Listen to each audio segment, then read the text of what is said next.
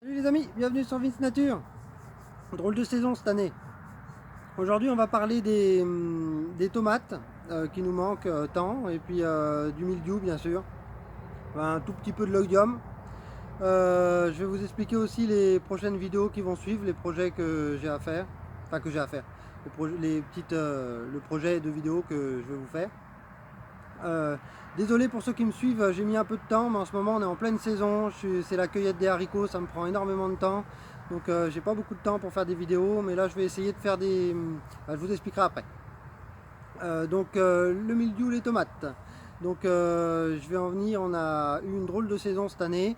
Nous chez nous on a eu un printemps plutôt froid, ça a eu du mal à partir et après c'était pas trop mal et on a eu beaucoup d'eau, des journées avec beaucoup de différences de température entre le jour et la nuit. Et en ce moment, depuis le mois de juillet, on a du mauvais temps, quoi, hein, beaucoup de pluie, plutôt froid. On a quelques belles journées, mais bon, 20-25 degrés. Bon, c'est pas trop mal pour le légume, mais le problème, c'est que la nuit, ça rechute à 13, 16, 18. Donc ça va pas trop bien. Et beaucoup d'eau, quoi. Ça allait pas trop mal, malgré que ça a eu du mal à partir en début de saison jusqu'au 14 juillet. Et au 14 juillet, on a eu environ 2 jours et demi de pluie vraiment sans s'arrêter, de la pluie la journée, de la petite pluie fine toute la journée. Et la nuit, ça s'intensifiait avec des grosses pluies pendant 2 jours et demi non-stop, quoi, sans s'arrêter 10 minutes. On a perdu toutes nos tomates. C'est pour ça que je voulais parler de la tomate. Nous, on ne traite pas ni en préventif ni en curatif. On n'a pas eu encore les investissements pour avoir le tunnel qu'on veut avoir. On vient d'avoir l'autorisation. Après, ça sera pour fin d'année, début de l'année prochaine. On a prévu d'investir dans un tunnel type tunnel à fraises de 25 mètres de long sur 5 mètres de large qui s'ouvre entièrement débâchable sur les côtés jusqu'en haut, quoi. Il s'ouvre ni en haut ni en bas, enfin il s'ouvre, mais la plupart des tunnels s'ouvrent soit en haut, soit on peut les ouvrir à moitié en bas, ou soit on écarte des travées de bâche pour faire des aérations, ou sinon simplement les deux portes. Et cela c'est vraiment bien parce qu'ils se remontent comme des stores et ils se débâchent entièrement. Après il faudra apprendre à le gérer, mais pour nous déjà ça fait une bonne surface pour travailler. Après on en mettra peut-être plusieurs si on peut avoir les investissements. Mais ce qui est bien pour le mildiou par exemple, c'est que on peut limiter l'eau qui rentre, l'eau sur les tomates, quoi, par exemple. Et vraiment, dès qu'il fait beau, tout aérer, parce que c'est un problème, ça, l'aération des tunnels pour le mildiou, l'oïdium et par exemple même pour quelques ravageurs comme l'araignée rouge, faut aérer, faut aérer. Et à l'inverse, en cas de sécheresse, on pourra les ouvrir pour que les plantes puissent bénéficier qu'il fasse moins chaud sous le tunnel et qu'ils puissent bénéficier du peu de pluie qu'il y a quand il y aura des pluies, que ça gorge bien le sol d'eau, quoi, sans avoir à arroser. Ça serait vraiment bien. Oui, donc je reviens, on a perdu toutes nos tomates faute du mildiou sur ces 2 jours et demi de pluie, quoi. C'est dommage, on avait investi un peu dans du treillis soudé pour fixer les tomates parce que l'année dernière on avait eu des bons rendements. On avait fait toute une partie de bâches, je vais vous les montrer après les tomates, toute une partie de bâches qui nous font, tout ça, ça nous fait perdre de la place qu'on aurait pu faire en légumes qui nous rapportent de l'argent. Les pommes de terre c'est pareil, là je suis dans un terrain, pour ceux qui avaient vu les itinéraires pommes de terre, on est dans des terrains un peu hydromorphes, donc de la terre argileuse qui a tendance à s'asphyxier. En temps sec c'est déjà un peu asphyxiant, les plantes, la terre est dure, quoi, on a même en sol vivant, puis ça fait pas longtemps qu'on est en sol vivant, les racines ont du mal à pénétrer, donc du coup en temps sec c'est pas super. Avec des paillages l'année dernière, malgré la sécheresse, on a réussi à avoir des pas trop mal, bon, par rapport à un conventionnel avec de l'engrais, des arrosages, c'est des rendements médiocres, mais pour nous un rendement pas trop mal en gardant de l'humidité dans le sol avec le système de paillage et sans travailler le sol. Donc là cette année le problème c'est le contraire, c'est que comme elle est hydromorphe, déjà en début de saison le sol s'est pas réchauffé comme on met des paillages, et en plus après comme il y a eu toujours pareil du mauvais temps, donc la terre s'est asphyxiée, et quand il n'y a pas d'oxygène dans la terre, il y a du pourrissement. Donc ça fait pourrir vos racines, ça fait de la pourriture autour de vos racines ou autour de vos plants quand vous les plantez, et ça fait mourir les plantes, c'est pas bon pour les plantes. Ça c'est une terre comme ça, on n'y peut rien, peut-être qu'elle va s'ameublir avec le temps à force d'apporter des paillages. On aurait pu pallier un petit peu par le travail du sol, mais le problème c'est que le travail du sol c'est une solution à court terme. Ça va arranger les choses pendant 15 jours, un mois, et dès qu'il pleut, la terre va se retasser encore plus que si on la travaillait pas. donc ça va re-asphyxier et encore plus, et en plus vous allez tuer toute la vie microbienne du sol, donc même le peu de microbes ou de bactéries qui peut vous aérer votre sol par la vie du sol, ils seront pour la plupart morts. Un labour, ça tue 80% de l'activité biologique du sol, il faut le savoir.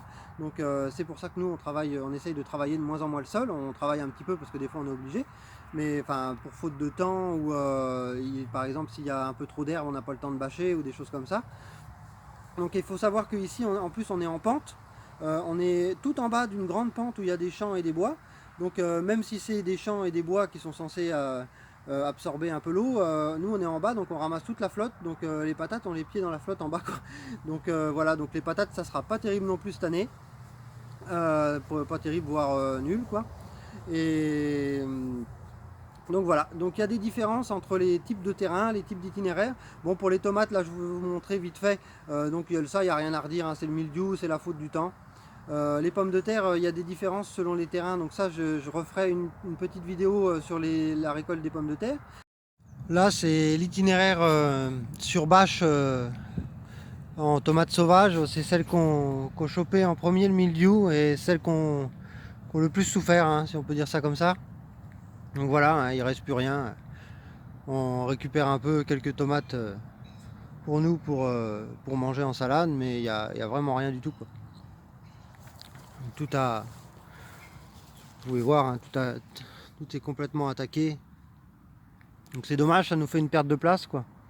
Mais bon, ça, on peut pas savoir à l'avance. Et puis les tomates en extérieur, c'est tellement bien quand ça marche. L'année dernière, ça avait marché super, hein. On en avait eu des kilos et des kilos, hein, jusqu'à 40 kilos par semaine à peu près. Et c'est pareil sur le même itinéraire, sauf que j'avais mis du fumier en dessous et c'était pas dans le même terrain. Mais bon, ça aurait rien changé. Là, ce sont le long d'un mur, donc c'est celles qui ont été le moins attaquées, parce qu'elles prennent un peu moins la flotte. Mais elles ont fini quand même par le choper aussi, hein. Donc ça, c'était itinéraire. On avait désherbé l'herbe avec du fumier, et puis après on avait planté les tomates directement entre le fumier, quoi, en culture en godet. Et bon, elles ont fini aussi par virer au mildiou, hein, vous voyez bien. Donc elles l'ont eu en dernier, celle-là, donc on avait un petit espoir qu'il nous reste un peu ça, mais même pas. Voilà, on avait fait deux rangées de treillis comme ça, enfin deux fois ça, deux fois deux, donc 4. Où c'est pareil, c'est celles qui ont le moins souffert, mais elles sont quand même attaquées aussi. Donc l'autre c'est encore pire, donc je vais pas vous la montrer, c'est pareil, sauf que les pieds sont un peu plus morts. On va quand même en récupérer, je pense, quelques-unes, mais c'est minime, quoi. Piquet, bah, c'est pareil, hein. Il y en a quelques-uns qui jouent les survivalistes, mais en fait ils sont attaqués aussi, hein, on croirait, mais c'est pareil, hein, les petits champs noirs. C'est pour ça qu'on est diversifié, parce que la base du maraîchage pour moi c'est de faire plusieurs cultures, plusieurs légumes, au cas où s'il y en a une ou deux qui foirent, quoi, comme on dit, on puisse se rattraper sur les autres cultures. Seulement dans nos sociétés modernes et actuelles, ça ne se passe pas tout à fait comme ça. Les gens ont accès à foison à une tonne de choses qui sont importées, exportées, qui sont cultivées peut-être de manière un peu artificielle dans certains cas. Bon, c'est bien, hein, il en faut aussi. Mais par exemple, nous, on va avoir un peu des carottes et des choux, par exemple, à la place des tomates et des pommes de terre qu'on avait plus l'année dernière. Mais les gens seulement veulent des tomates et des pommes de terre, ils veulent pas forcément des choux et des carottes. Donc voilà, ça marche plus trop comme ça. Le but du maraîchage, c'était ça à la base, ne pas faire de la monoculture, faire plusieurs cultures pour pallier les maladies et tout ça, et avoir quand même une réserve de légumes au cas où s'il y a une certaine culture qui foire à cause du temps ou des maladies. Par rapport au traitement, pour ceux qui voulaient, j'ai pas de solution miracle pour le mildiou, hein, à part un tunnel ou de les couvrir et limiter l'humidité, et sous les tunnels, aérer les tunnels un maximum, quoi. Malgré que, parce que si vous fermez vos tunnels ou qui ne sont pas aérés en permanence, et ben, le chaud plus le peu d'humidité qu'il y a sous vos tunnels, ça va être encore pire. Avec l'humidité de l'extérieur, ça va faire un contraste, ça va condenser dans le tunnel, et ça, vous aurez encore plus de mildiou qu'en extérieur, en fait. Donc bien aérer les tunnels, vraiment aérer, d'où nous on veut des tunnels entièrement débâchables. Je pense qu'on va faire tout en tomates et peut-être une culture basse en bas des tomates, genre salade ou quelque chose comme ça, pour les avoir un peu en avance et puis les récolter un peu en retard aussi. Pour les traitements genre bouillie bordelaise, tout ça, bon, pour moi c'est inefficace en curatif. En préventif, ça peut être efficace. Si vous traitez vraiment tous les 15 jours, quoi, dès que la plante est jeune, et ne pas lâcher. Mais il faut savoir que pour tout traitement, nous, en tant que professionnels, on est obligé, et puis vous, je vous le conseille en tant que particulier, on est obligé d'arrêter les traitements avant de vendre les légumes, quoi. Et je sais même pas s'il n'y a pas une norme maintenant avant la formation du fruit, mais je suis pas sûr. Comme nous on met pas de produits, on se renseigne pas trop de ça, mais bon, il y a des normes. En France, on est un des pays avec le plus de normes, ce qui est pas trop mal pour la sécurité des clients. Bon, des fois, ce qui embête un peu ceux qui sont en conventionnel, mais bon, après, c'est mieux que ça soit contrôlé et puis qu'il n'y ait pas d'accident, même pour eux, hein. Et donc on est obligé d'arrêter. Pour un conventionnel qui met des produits chimiques, je crois que c'est 21 jours. Et en bio, les temps sont réduits, mais il faut quand même un laps de temps. Alors par exemple, quand vous faites un chou, par exemple, vous allez le traiter, et puis après, vous allez récolter votre chou, il n'y aura qu'un chou. Donc vous allez le traiter, il suffira d'attendre 8 jours ou 21 jours, même si les paumés risquent de monter, mais bon, vous savez quand attendre. Qu'une tomate, par exemple, si elle est en extérieur, entre la première tomate qui va rougir et la dernière, il peut se passer 3 mois. Donc pendant ces 3 mois, vous ne pouvez pas traiter. Donc entre temps, elle a largement le temps de choper le mildiou, quoi. Donc voilà, donc pour moi c'est pas très efficace ces produits-là. Déjà la bouillie bordelaise, je trouve pas vraiment de ces temps-là, avec les intempéries qu'on a, je trouve ça pas très efficace. Et en curatif, je trouve ça complètement inutile. Si une fois que le mildiou, surtout, à part si vous avez quelques petites feuilles jaunes, vous pouvez mettre ça, peut-être que ça peut les sauver, mais si vous avez des pieds tout noirs comme moi j'ai, et que vous en apercevez après coup, c'est foutu, quoi. Il n'y a plus qu'à arracher les pieds, hein. Après vous pouvez limiter les dégâts en coupant les feuilles, en essayant de faire mûrir vos tomates et tout ça, mais le pied sera attaqué. Peut-être qu'il va reprendre du haut, mais il sera toujours affaibli. Donc, et puis après ça sera trop tard, quoi. Vous avez loupé la saison comme moi. Et donc après peut-être qu'il y a des gens ça marche la bouillie bordelaise dans d'autres systèmes. Moi je parle toujours dans mes systèmes un peu type sol vivant, permaculture, où on travaille comme ça. Alors peut-être qu'il y a des gens qui vont dire la bouillie bordelaise, moi ça marche. Pour moi, selon mon expérience, ce n'est pas très efficace. Après, vous pouvez essayer d'en mettre. Si vous avez des tunnels et que vous commencez à voir les maladies, vous pouvez essayer de mettre de la bouillie bordelaise, bicarbonate de soude. Il y en a qu'en mettre. Moi, j'ai jamais essayé. Après, il y a plein de traitements naturels. Faut chercher sur internet, facilement trouvables, hein. Des purins de consoude, j'avais entendu parler et tout ça. Mais pour moi, vraiment, quand il y a des intempéries comme ça, c'est pas très très efficace. Et pour nous qui avons comme 200-300 pieds de tomates, ça serait long et fastidieux, quoi. Donc là, toute l'équipe de Vers de Terre Production, que je remercie, et puis bien d'autres qui font des recherches sur ce sujet, dont moi je m'inspire et j'essaye de développer aussi à ma petite échelle. On pense que en nourrissant bien le sol, en respectant la vie du sol, après principe de permaculture, respecter aussi l'écosystème autour, quand on peut, et implanter des arbres par exemple, laisser un peu d'herbe, des choses comme ça, pour avoir un sol en bonne santé. Donc du coup avoir une plante en bonne santé en limitant les carences à la plante. Par exemple, la plante elle a besoin de NPK, hein, ce qu'ils apportent dans les engrais chimiques, nitrate, azote, phosphore. Elle a besoin de potassium, de calcium, d'oligo-éléments, de minéraux. Donc moins une plante sera carencée, moins elle sera sujet à ces maladies là. Bien que ce ne soit pas une maladie, c'est un champignon qui est fait pour décomposer les plantes en fin de vie normalement. Donc le champignon il est là, il est accéléré par le temps humide, donc il se développe plus facilement, donc il se nourrit de sa nourriture. Faut pas penser que le mildiou il est là pour vous embêter et puis que c'est comme la grippe par exemple qui va contaminer toutes vos tomates. Ça marche pas trop comme ça. C'est quelque chose qui est naturel. Donc voilà, pas de solution miracle pour la tomate. D'un côté expérience personnelle, c'est pas trop mal parce qu'on a eu les deux extrêmes. Moi, enfin, on est un peu déçu bien sûr de ne pas avoir de tomates. On est toujours déçu d'avoir des légumes qui déclinent ou qui sont pas beaux ou qu'on n'a pas de rendement ou une perte ou une baisse de rendement.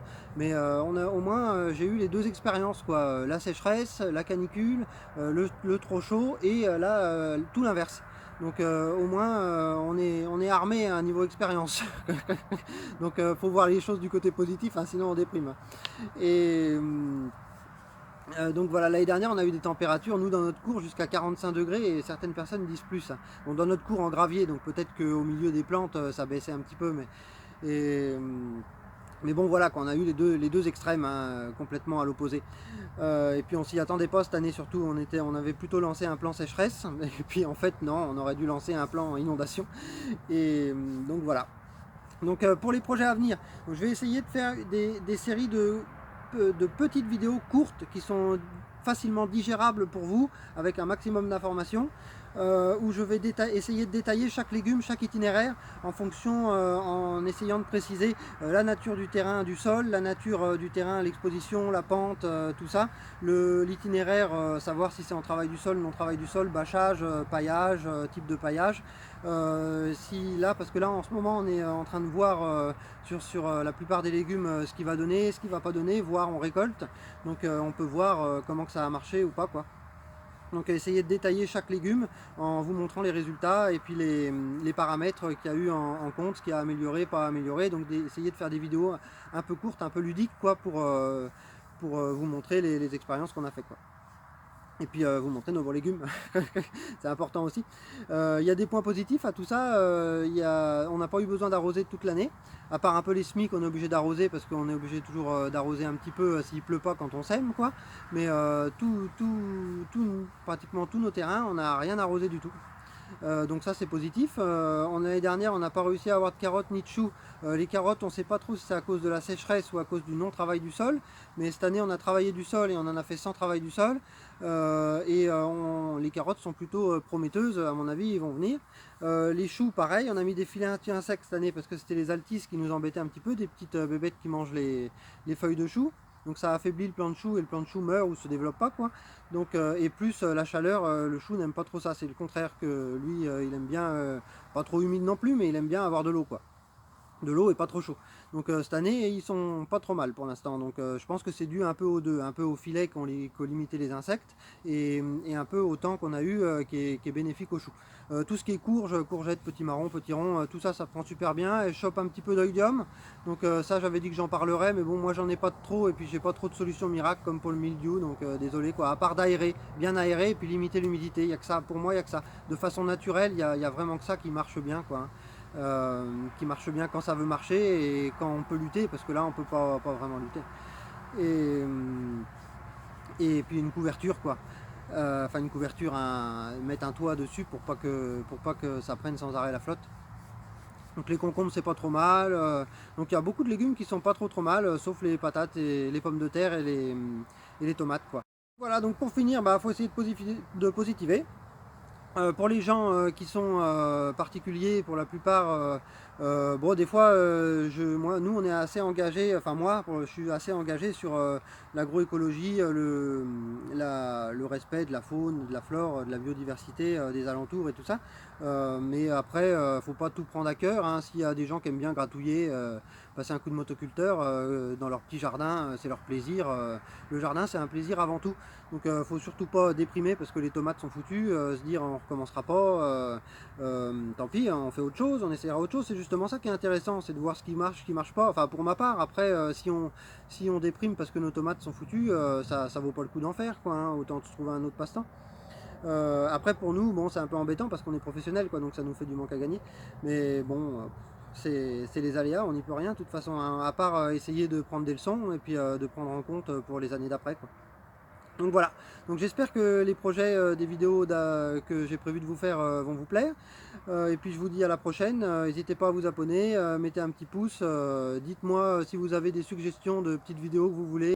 Dites-le moi si vous aimeriez bien un sujet de vidéo en particulier, je sais pas, par exemple sur l'arrachage des pommes de terre, enfin je dis ça au hasard, hein, mais s'il y a quelque chose que moi je pense pas à vous mettre et puis que vous aimeriez bien savoir, ça peut me donner des idées. Puis voilà, je vous dis à la prochaine pour les nouvelles petites vidéos que je vous prépare. À bientôt!